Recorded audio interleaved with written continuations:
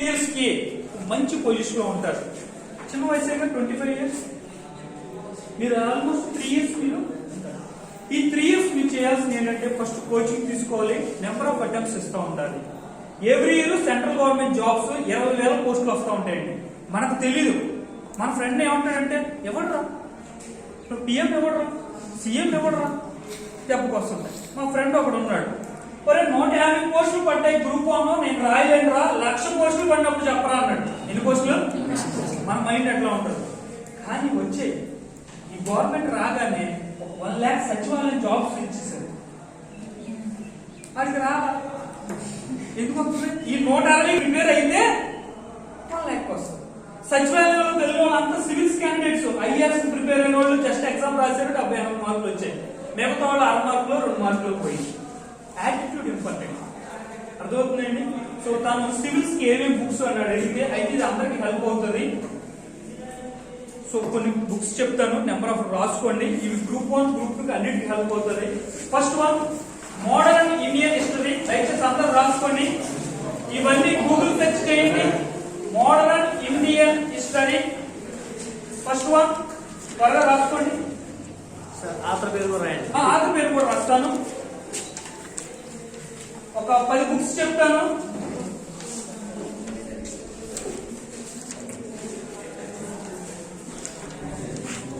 బిపిన్ చంద్ర, ఇవన్నీ Google search చేయండి. బిపిన్ చంద్ర అంతే. లైబ్రరీలో 4-5 ఉన్నాయి, చూడండి. వనరులు ఉపయోగించుకోవాలి. వెరీ వెరీ ఇంపార్టెంట్ బుక్ ఏంటి. ఐఏఎస్ అవ్వాలంటే ఈ బుక్ చదవాల్సింది అంతే. Modern Indian history. Second one medieval Indian history. Medieval MEDIEVL medieval, మధ్యయుగ భారతదేశ చరిత్ర. సతీష్ చంద్ర, తెలుగులో కూడా రాసుకోండి. ఫస్ట్ వన్ ఆధునిక భారతదేశ చరిత్ర, బిపిన్ చంద్ర. గూగుల్ సెర్చ్ కొట్టండి. వెరీ వెరీ ఇంపార్టెంట్ బుక్ ఏంటి. Next one medieval Indian history, మధ్యయుగ భారతదేశ చరిత్ర. ఆయన పేరు సతీష్ చంద్ర. సతీష్ చంద్ర,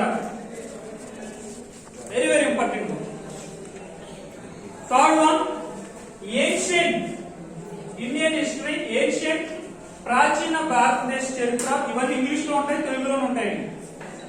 RS Sharma author. Very very important book. ఇవి ఐఏఎస్ కి హెల్ప్ అవుతాయి, గ్రూప్ 2 కి హెల్ప్ అవుతాయి, గ్రూప్ 1 కి హెల్ప్ అవుతాయి. ఓకేనా. Next one polity, polity. Lakshmikanth,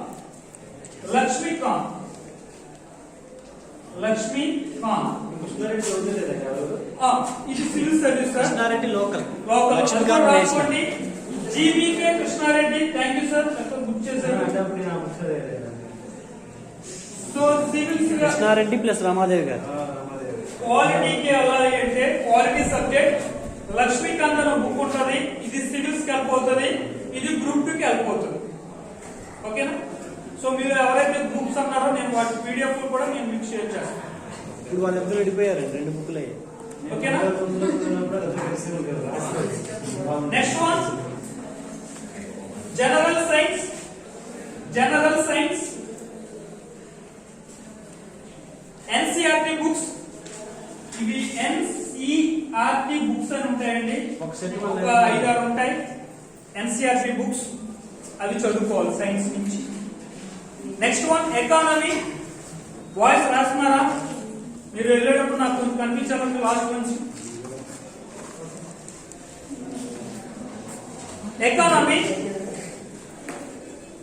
Ramesh Singh. మంచి బుక్ ఏంటి. ఎకానమీ సబ్జెక్టే మనం బతుకుతున్నామంటే ఈజీ అండి, గుర్తుపెట్టుకోండి. ఏపీ ఎకనామిక్ వేరే చదువుకోవాలి. ఏపీ ఎకానమీ అది ఇండియన్ ఎకానమీ అండి. AP economy Chiranjeevi sir. AP economy author name వచ్చి చిరంజీవి, ఐఎస్ఎన్ రాజు.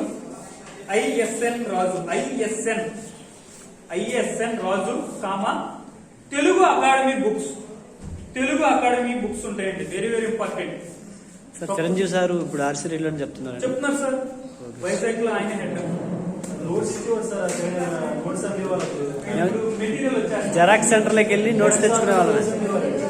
మనకే ఉన్నారు ఎక్స్పీరియన్స్ అశోక్ నగర్కి వెళ్ళి. Next one disaster management. Disaster management DM అంటారు. ఇది తెలుగు అకాడమీ ఒక బుక్ ఉంటుందండి, ఒకటి తీసుకోండి. చాలా ఖరీదు అది, బ్రాకెట్ లో రాసుకోండి. 75 రూపీస్. ఎంత? 75 రూపాయలు. చాలా మంచి బుక్ అండి.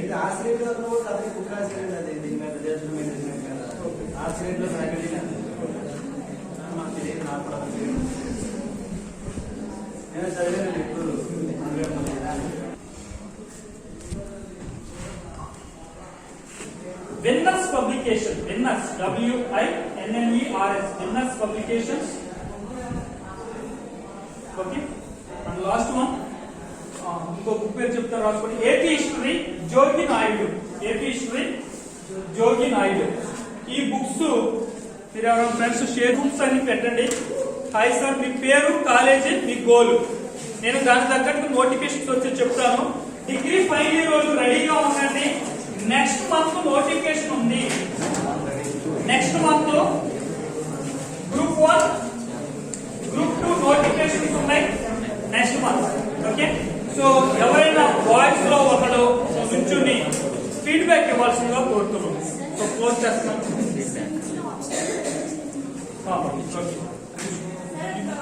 మీ పేరు తెలుగులో ఎగ్జామినేషన్ ఉంటుంది ఇంటర్నెట్ తోటి ఎగ్జామ్. వెరీ గుడ్ అయ్యా. వాయిస్ అయ్యా, అయ్యా రావాలయ్యా మీకోసం. ఆన్లైన్ అప్లై చేసేటప్పుడు ఆప్షనల్ సబ్జెక్ట్ ఏంటని అడుగుతాడు.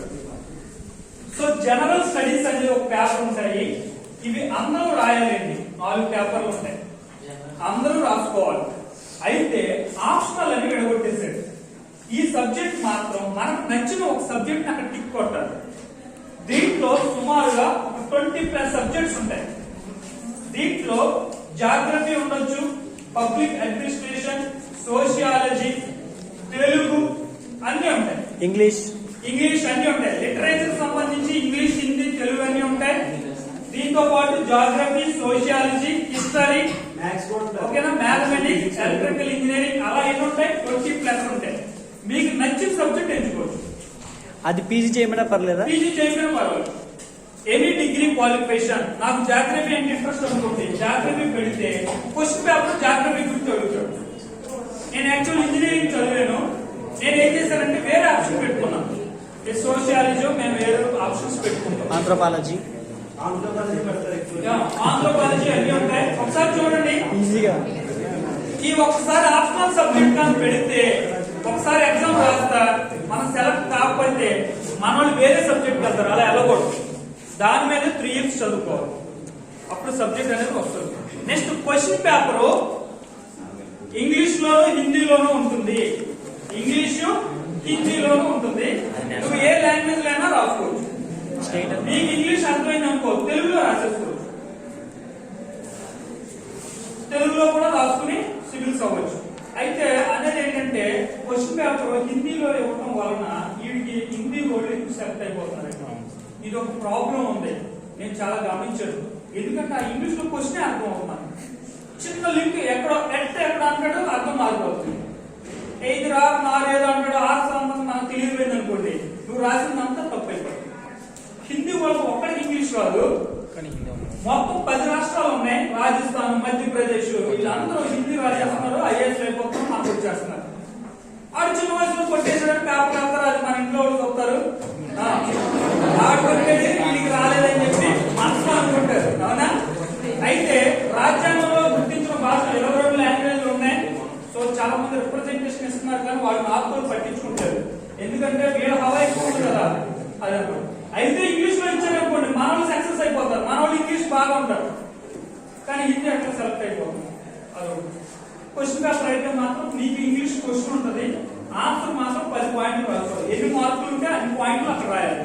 10 మార్కుల క్వశ్చన్ కి 10 పాయింట్లు పడాలి. ఓకే, సో అది very good. Okay, doubt clarity అయిందా?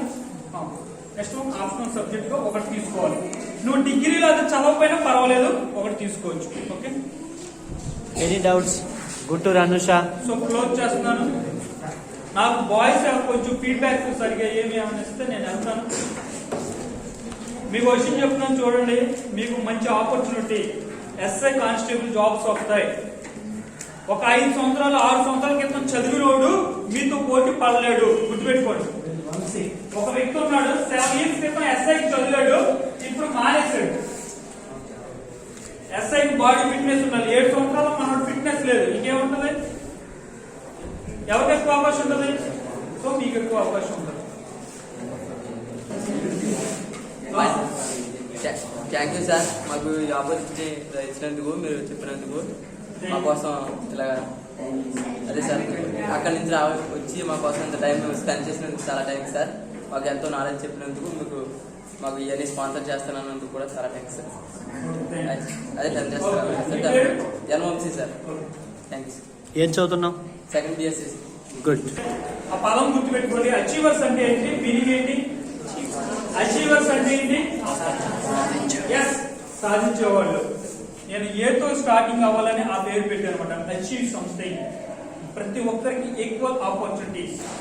ఓకేనా? సో మీరంతా ఒక మంచి పొజిషన్ లో ఉండాలి. అమ్మ నాన్న బాగా చూసుకోవాలి. మళ్ళీ మన కాలేజీకి మన స్కూల్కి కూడా సపోర్ట్ చేయాలి. నేను మీ 10th క్లాస్ స్కూలింగ్ ఎందుకే తీసుకున్నాను. నేను 10th క్లాస్ స్కూల్స్ లో చాలా ఇబ్బందిగా ఉంటారు అనమాట. ఎవరికైనా ఒక స్టూడెంట్ మనం అక్కడ ఏమైనా హెల్ప్ చేయడానికి మళ్ళీ మనం వెళ్ళాలని చెప్పేసి నేను తీసుకున్నాను. డెవలపింగ్ అంటే ఏంటంటే పెయింట్లేసి వెళ్ళిపోవడం కాదు, రోడ్లేసి వెళ్ళిపోవడం కాదు. ఈచ్ వన్ క్యాచ్ వన్, ఈ పదం గుర్తుపెట్టుకోండి. నేను డెవలప్ అయితే ఇంకొకటి డెవలప్ చేయాలి. మీకు ఫిల్మ్ యాక్టర్ హన్సిక తెలుసా?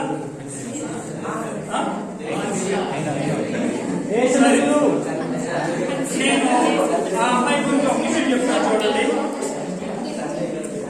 సో తను ప్రతి బర్త్డేకి ఒక ఆర్ఫన్ ఆర్ సెమీ ఆర్ఫన్ ని అడాప్ట్ చేసుకుంటారు. తన గురించి ఒక వసుంధర అనే పేపర్ లో వేసారనమాట. ఏంటంటే హీరోయిన్ గురించి వేసారని మనం చదువుతాం కదా. చదివిన తర్వాత నాకు ఒకటి అర్థమైంది. ఆ అమ్మాయికి ఇప్పుడు 30 years అనుకోండి. 30 మందికి తన స్టడీ స్పాన్సర్. ముంబైలో స్లమ్ ఏరియాస్ లో ఉన్న కొంతమంది పిల్లల్ని వాళ్ళ తల్లిదండ్రుల దగ్గరే ఉంటారు. తన ఎడ్యుకేషన్ తను చూసుకుంటారు. మీరు ఎంతవరకు చదవాలో అంతవరకు చదవండి. ఎవ్రీ ఇయర్ ప్రోగ్రెస్ రిపోర్ట్ ఇవ్వండి, నేను చూసుకుంటాను. ఇప్పుడు ఆ అమ్మాయికి 31 అనుకోండి, పక్కగా ఒకళ్ళు యాడ్ అవుతారు. నేను ఎందుకు ఈ అమ్మాయి గురించి చెప్తున్నానంటే, నేను దీన్ని ఒక హన్సిక ఫార్ములా అని చెప్పేసి మీకు చెప్తున్నాను. అందరు హీరోయిన్ చేయట్లేదు, కోర్టులు తీసుకుంటే ఎవరు చేయట్లేదు. ఎందుకు అమ్మాయి చేస్తుందంటే, ఆ అమ్మాయి ఉన్న బ్యాక్గ్రౌండ్ బట్టి హెల్ప్ చేయాలనుకుంటే చేయగలుగుతారు. సపోజ్ నువ్వు బ్యాంక్ అప్లై అయ్యావనుకోండి, సేమ్ ఫార్ములా నువ్వు కూడా చేయొచ్చు కదా. నువ్వు రిటైర్డ్, నీకు 30 సంవత్సరాలకు బ్యాంక్ జాబ్ వచ్చింది అనుకోండి, 30 ఏళ్ళకి రిటైర్డ్ అవుతావు అంటే 60 సంవత్సరాలు, 30 మంది బ్యాంక్ అప్లైస్ చేయొచ్చు కదా. సో మనం ముందున్న వాళ్ళు మనం మర్చిపోవడం వల్ల మనకి లేట్ అవుతుంది సక్సెస్. గుర్తుపెట్టుకోండి. నేను ఎంఆర్ఓ అయ్యానంటే నా టార్గెట్ ఏంటి? ఒక 30 మంది ఎంఆర్ఓని తయారు చేయాలి. నేను ఐపీఎస్ అయ్యానంటే 30 మందిని తయారు చేయాలి. అంటే సంవత్సరానికి ఎంతమంది? 1 సింగిల్ మ్యాన్. చేయడం కష్టమా? ఈజీ. ఈజీ. కానీ మనకేంటో తెలుసా, చెయ్యాలనేదే ఉండదు. ఒకడు బాగా ఆకలేసింది అనుకోండి, వీడికి లంచ్ టైం మేము వదలకుండా ఉన్నాం అనుకోండి, బయట ఎవరైనా అడుక్కున్నోడు వెళ్తే ఓ బాబు అని చెప్పేసి ఏమైనా ఉంటే వేయడానికి అవకాశం ఉంది. ముందు మన ఆకలి బాగా పడాలి, గుర్తుపెట్టుకోండి. అప్పుడే నువ్వు ఉన్న స్థితికి వెళ్ళడానికి అవకాశం ఉంది. మీకు స్క్వాట్ టెక్నిక్ తెలుసు కదా, SWOT, SRO చెప్పండి. స్క్వాట్ టెక్నిక్ 10 మార్కులు రాయండి. మన బలాలు ఏంటో ఒకసారి గుర్తించుకోండి. ప్రతి ఒక్కరికి ఒక టాలెంట్ ఉంటుంది, ఒక క్రియేటివిటీ ఉంటుంది. ఒక క్రికెట్ బాగా ఆడతాడు, ఒక డ్రాయింగ్ బాగా వేస్తాడు.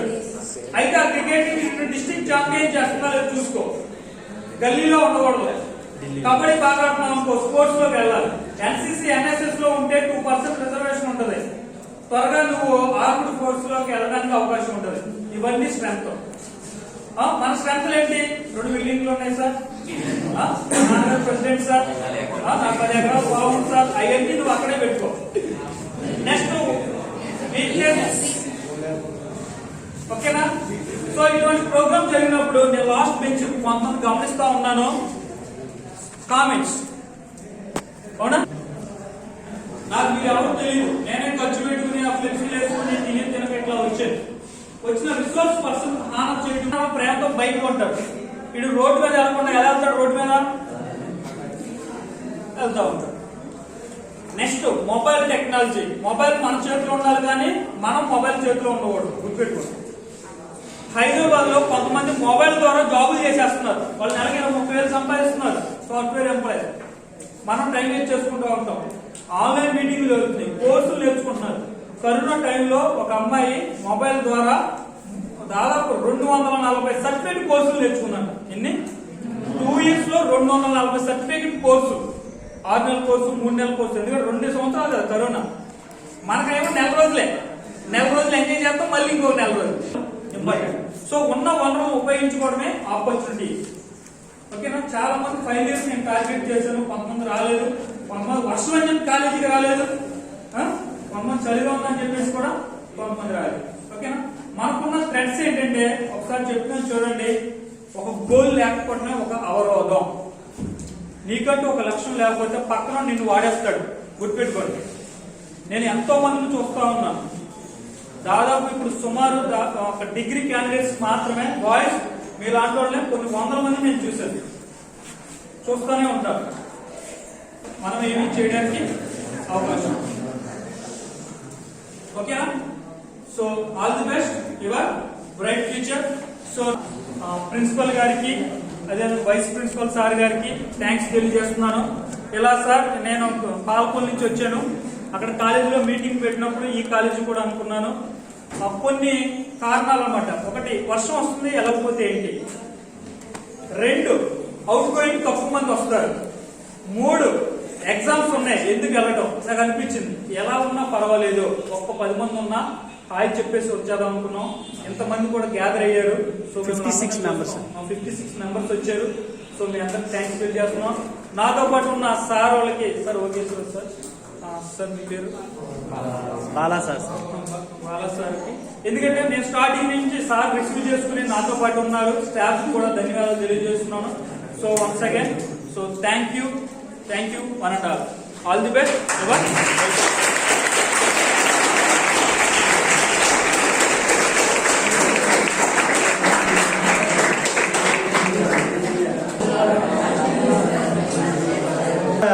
హైదరాబాద్ లో నేను కూడా ఈ గ్రూప్స్ ప్రయత్నాల్లోనే ఉన్నాను. 2006 నుంచి కూడా దాదాపుగా నేను ఒక 4 సంవత్సరాలు హైదరాబాద్ లోనే తిండి తెప్ప లేకుండా ప్రిపేర్ అయ్యాను. నేను 2013లో రాజశేఖర రెడ్డి గారు రాష్ట్రం ముందు నోటిఫికేషన్ వేసారు, 2009లో వేసారు. ఎలక్షన్ తర్వాత 2000 కిరణ్ కుమార్ రెడ్డి గారు ఇంటర్వ్యూ అయ్యింది గ్రూప్ 1. నేను ఇంటర్వ్యూ కూడా వెళ్ళాను. అప్పుడు ఇంటర్వ్యూ నేను ఫెయిల్యూర్ అయ్యేది.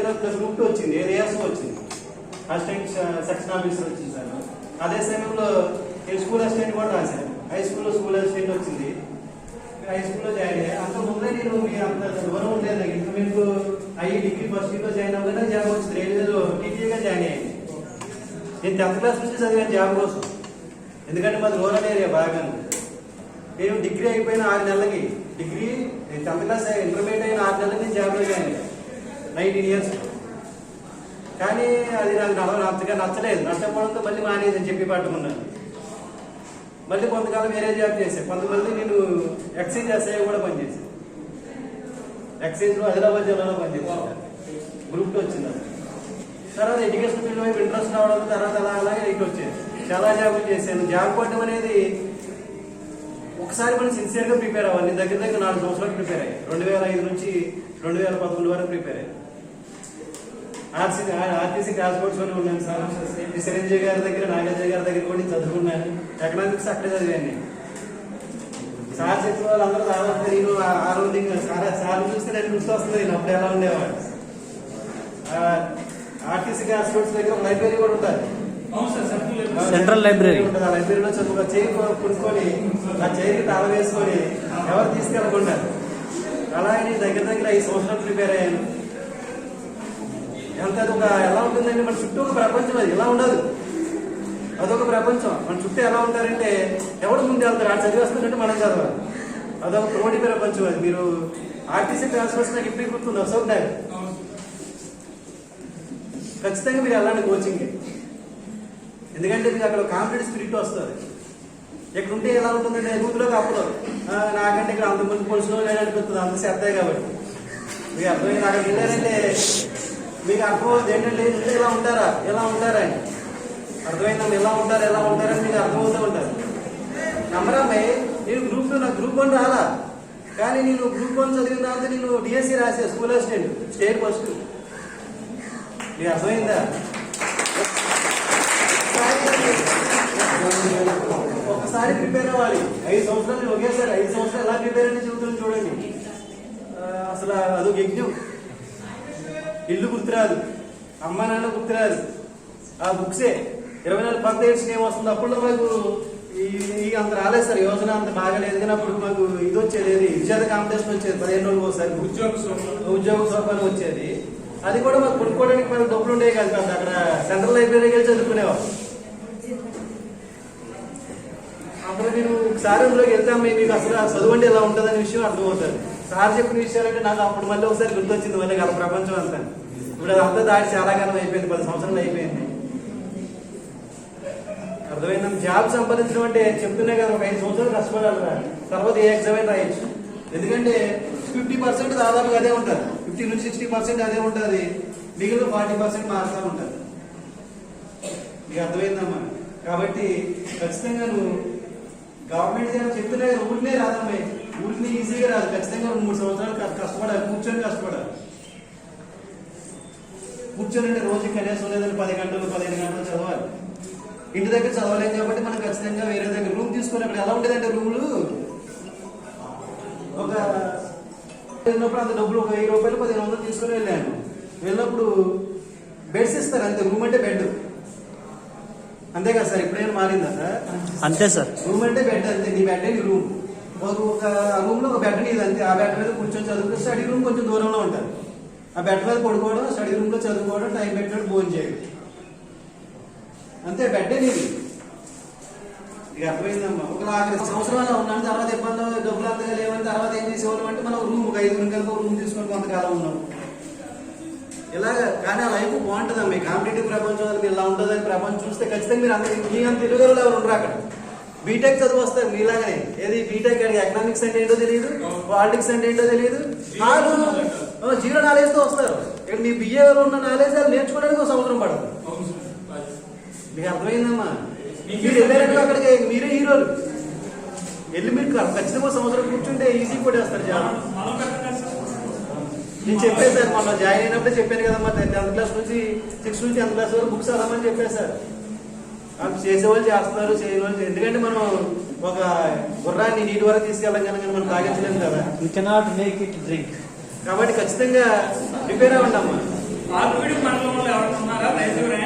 ఆర్కిడ్ మండలం. సో ఆర్కిడ్ కాకుండా వేరే వాళ్ళు ఏ మండలం? కైక్లు. కృష్ణ కైక్లు. కృష్ణ. మనకి ఎక్కువ Akividu కైక్లు.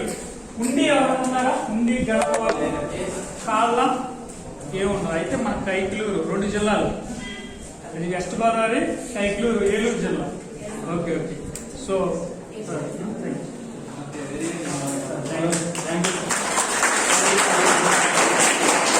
Thank you, Sudhir Babu garu, for giving this wonderful opportunity for our students to learn. Nangedda Sivadevi. Sivadevi. Next one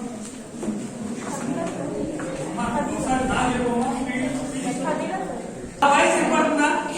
మరి సేమ్ నాకు ఎక్కడ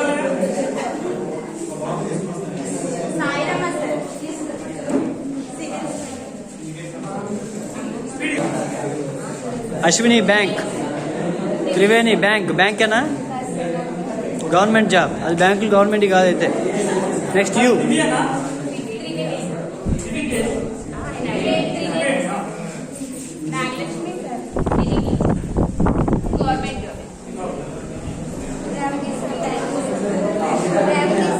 బ్యాంక్